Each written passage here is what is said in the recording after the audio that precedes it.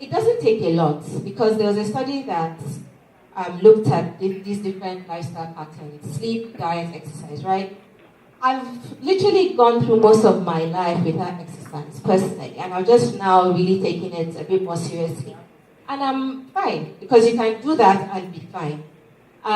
You can eat junk for maybe 10 years before something's creeping. Try not sleeping well for 2 days. And let's have a conversation. You can't hold a conversation when you're sleep deprived. It took 2 weeks of this study on sleep deprivation to see that there was an absolute effect on glucose levels, which meant that if they had continued on that pathway in the next 2 years, these people would all be diabetic.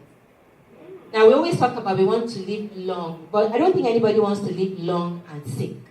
We don't want to live long in hospital. We don't want to live long on dialysis. So sleep is probably one of the single most important lifestyle habits that we need to adapt.